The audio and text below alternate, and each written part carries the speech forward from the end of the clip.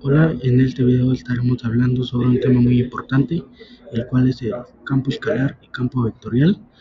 Es un video para el proyecto del segundo corte de la materia de cálculo de varias variables impartido por la. En este video vamos a explicar qué es un campo vectorial y qué es un campo escalar, cuál es la diferencia entre un campo escalar y un campo vectorial, y voy a mostrar algunos ejemplos físicos, como lo veremos más adelante, que serían la velocidad del viento, el campo eléctrico, el campo gravitacional y el flujo de un fluido.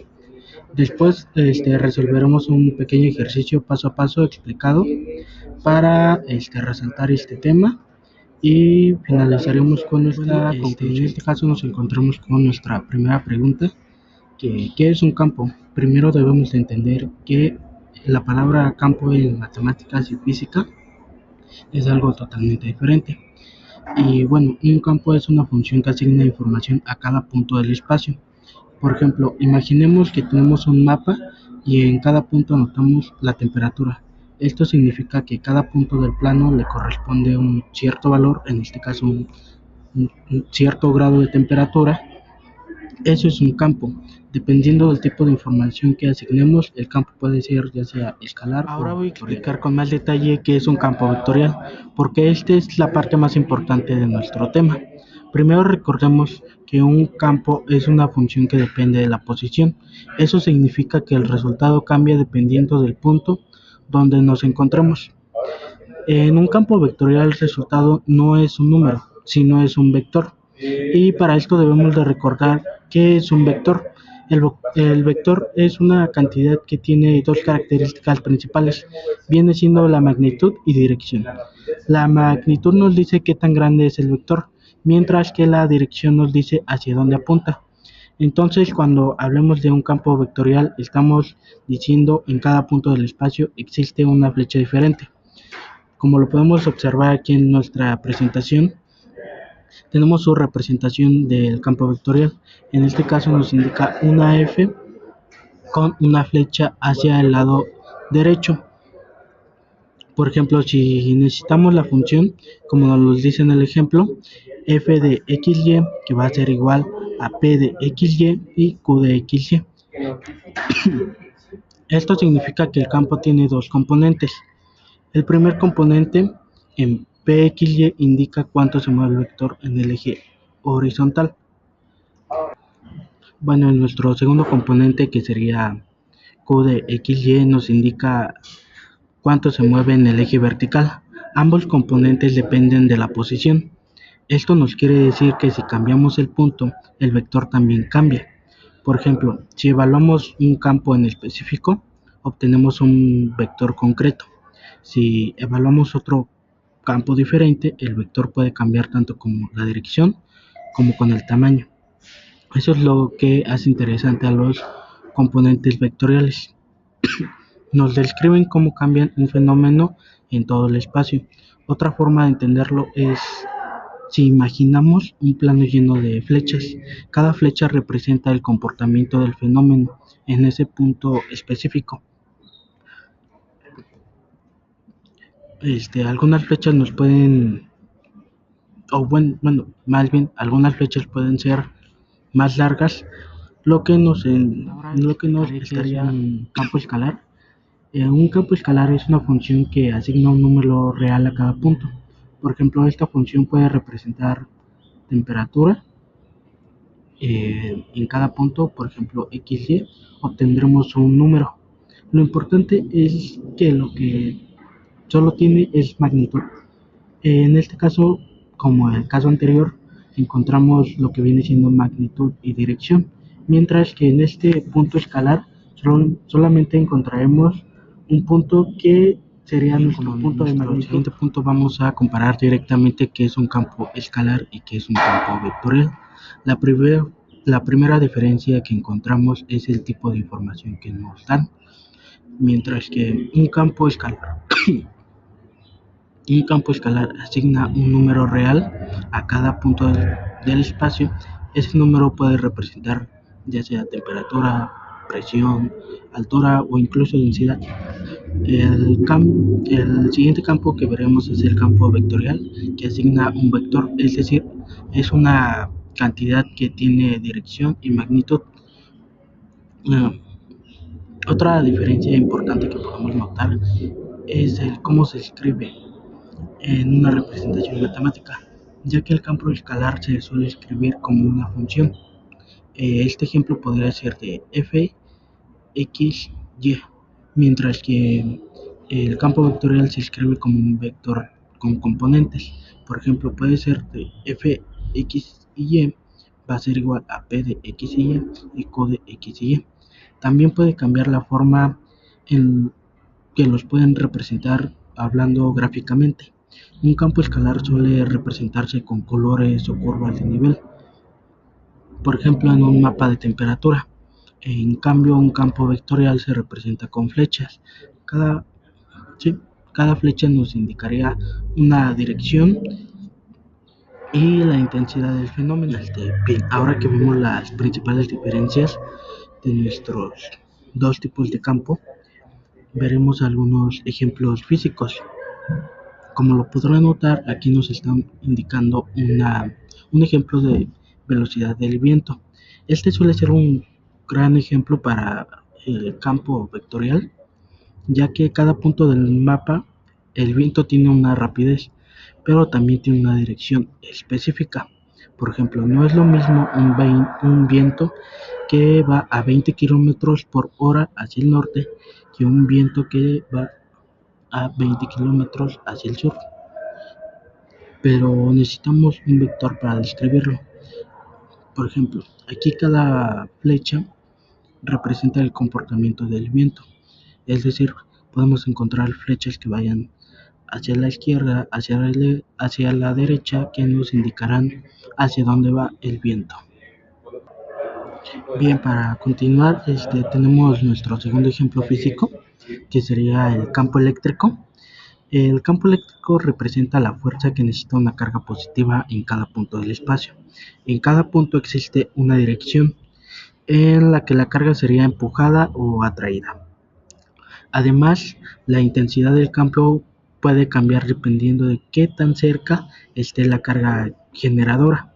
Esto significa que el campo eléctrico depende de la posición y dirección y magnitud. Por lo tanto, es un gran ejemplo como un campo vectorial. Para continuar, y por último, tenemos nuestro campo gravitacional. El campo gravitacional inicia la dirección en la que un objeto sería atraído por la gravedad.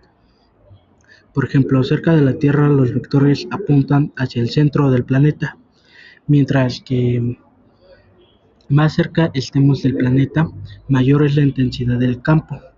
Eso significa que la gravedad también puede describir un campo vectorial, porque tiene dirección e intensidad en cada.